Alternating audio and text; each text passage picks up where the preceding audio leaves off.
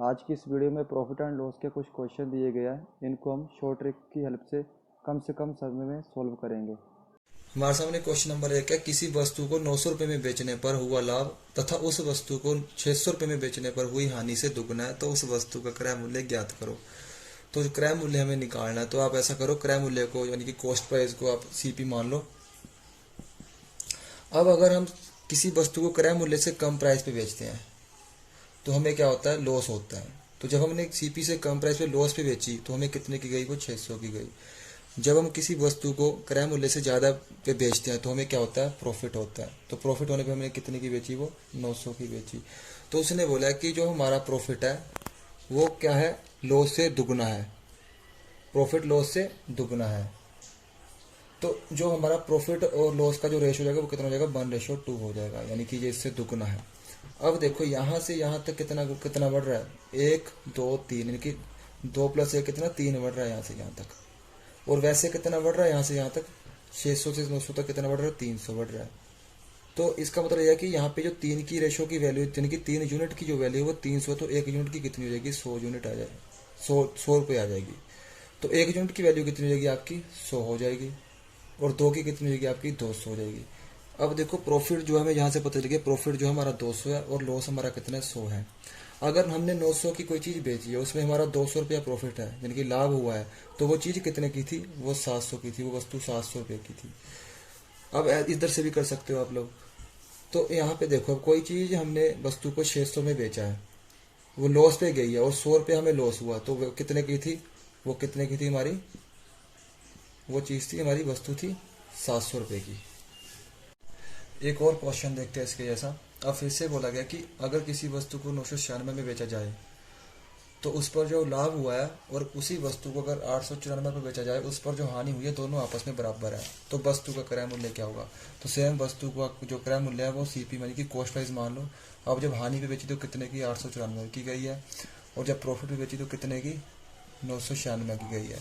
तो जो हमारा प्रॉफिट और जो लॉस है वो 1:1 में होंगे, दोनों बराबर है, तो 1:1। तो यहाँ से यहाँ तक कितना यूनिट, 2 यूनिट। वैसे कितना बढ़ रहा है, इनका डिफरेंस आ जाएगा आपके पास 102 आ जाएगा। अब 2 यूनिट की वैल्यू कितनी, 102, तो 1 की कितनी, 51। तो यानी कि 51 ही हमारा लॉस है और 51 ही हमारा क्या है, प्रॉफिट है।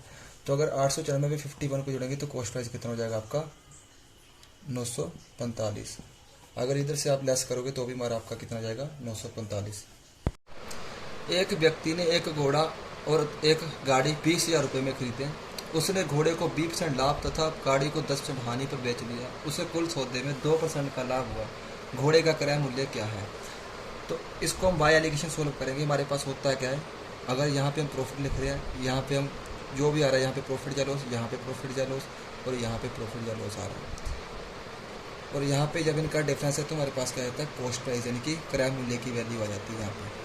तो हमें पता है कि जो पहले घोड़ा है, जो घोड़ा है हमारा, वो बिका है 20% लाभ पे, तो इसको प्लस का 20%। जो हमारी गाड़ी है वो 10% हानि पे, तो इसको माइनस का 10% लिखो। ऑल ओवर हमें हुआ क्या है, 2% का प्रॉफिट हुआ है, तो 2% का प्रॉफिट हुआ तो प्लस का 2%।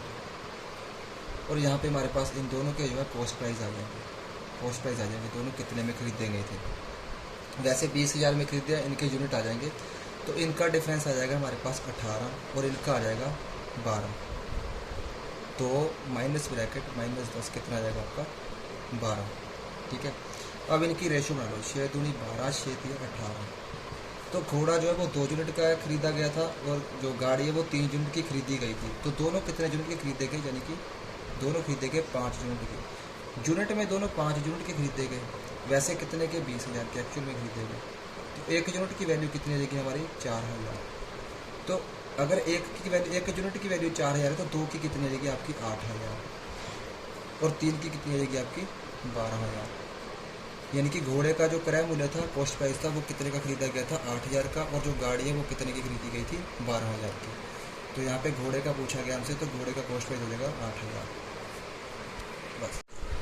हमारे पास तीसरा क्वेश्चन है, 2 साइकिल समान मूल्य पर बेची जाती हैं, दोनों के सेलिंग प्राइस बराबर है।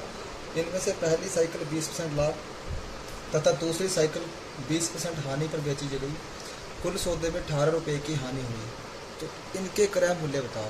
तो इनको हम कैसे करेंगे, अब देखो पहले देखो 20% की आपको फ्रैक्शन वैल्यू बनानी है, तो भिन्न बनानी है, तो कितनी बनेगी 20% की फ्रैक्शन वैल्यू? 20/100। देखिए जो हमारा 100% होता है वो क्या होता है? कॉस्ट प्राइस होता है। अब उसने उसको 20% प्रॉफिट में बेचा है, तो यानी कि 120 की बिकेगी, तो कितना आ जाएगा? 2 पंजे 10, 2 शी के 12। मतलब वो 5 रुपये की चीज़ थी, वो बिकी कितने की? वो बिकी हमारी 6 रुपये की। उसने बोला कि जो दूसरी साइकिल है उसको हानि पे बेचा है, तो यानी कि उसने हानि को बेचा है, यानी कि तो 20% की फ्रैक्शन वैल्यू होती है 1/5। तो 5 की चीज़ थी, कितने की बिकी? 4 की बिकी।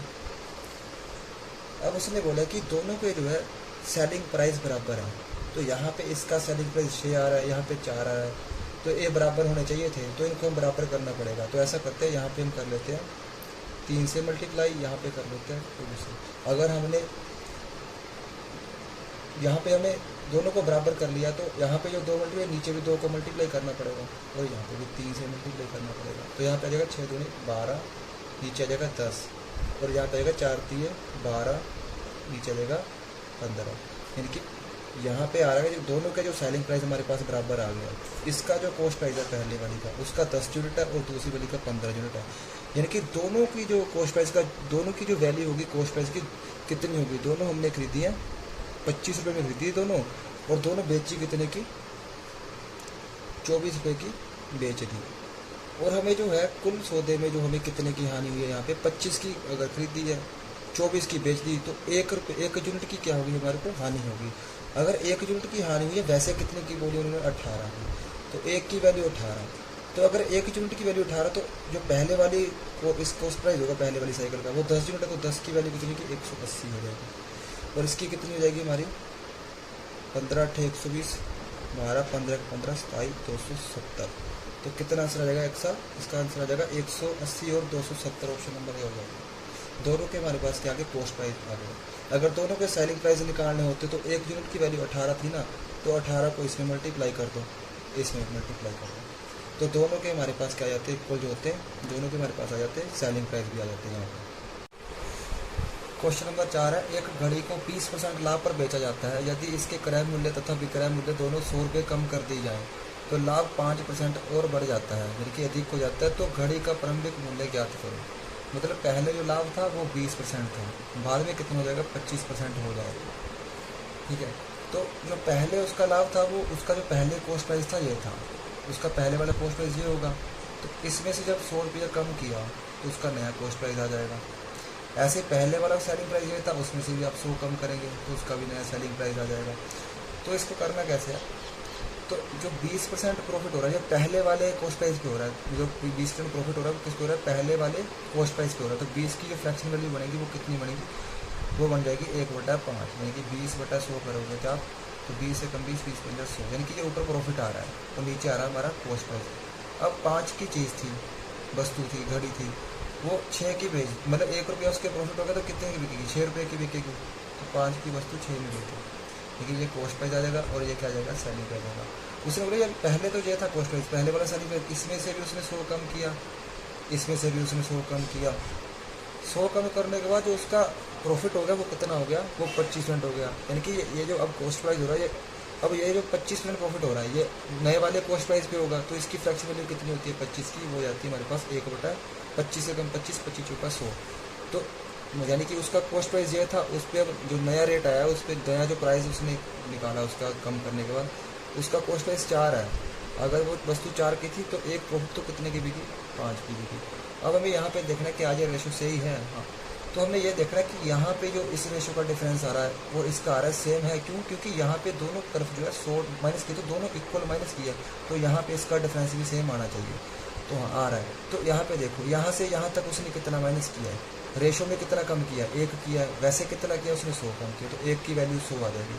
तो उसका जो पूरा पहले वाला कॉस्ट प्राइस है वो कितना है? 5 यूनिट है। तो अगर 1 यूनिट की वैल्यू इतनी है तो 5 की कितनी आएगी? 500। तो इसका पहले वाला जो कॉस्ट प्राइस मुझसे पूछा था वो कितना जाएगा? इसका आंसर 500। हमसे यहाँ पे कुछ भी पूछ सकते थे, पूछ लेते कि पहले वाला सेलिंग प्राइस क्या था, तो वो 600 हो जाता। पहले वाला हमारा, अब वाला जो कॉस्ट प्राइस है वो कितना था? हमारा 400 का। मतलब 500 वाला तो 100 कम करोगे 400, सीधा आप यहाँ से 400 को 4 से मल्टीप्लाई, 100 को 400 से करोगे तभी हमारा यही आएगा। और अब वाला जो सेलिंग प्राइस है, जो जो बाद में कम करने के बाद आया था वो कितना होता, 500 होता। अब यहाँ से भी कम कर लेते तो भी हमारा सेम आ जाता है, तो हमारा आंसर आ जाएगा। उसने ये पूछा था जो पहले वाला हमारा कॉस्ट प्राइस है वो कितना, हमारा 500, तो इसका आंसर 500 हो जाएगा। क्वेश्चन नंबर 5 है, 1 रुपये की 12 टॉफ़ी बेचने पर एक व्यक्ति को 20% की हानि होती है। इस पर 20% लाभ कमाने के लिए उसे 1 रुपये में कितनी टॉफ़ी बेचनी पड़ेगी। तो देखो जब उसने 12 टॉफ़ी बेची 1 रुपये में, तो उसको लॉस हुआ है, कितना हुआ, 20% का, यानी कि 100 रुपये कॉस्ट प्राइस होता है, अगर 20 का लॉस होगा तो कितने परसेंट पे आएगी, 80% पे आएगी। तो यहाँ पे आप 80% लिखो। अब उसने बोला है कि 20% लाभ कमाना है, अगर 100 रुपये का तो कॉस्ट प्राइस होता है, अगर उसने 20% लाभ कमाना होगा तो कितने में जाएगी, वो 120 में जाएगी।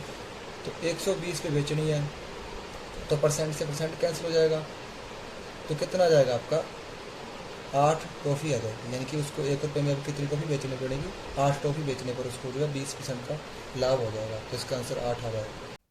अगर आप अर्थमेटिक्स से रिलेटेड ऐसी और वीडियोस चाहते हो, ट्रिक्स चाहते हो, तो आप कमेंट सेक्शन में अपना क्वेश्चन टाइप कर सकते हो।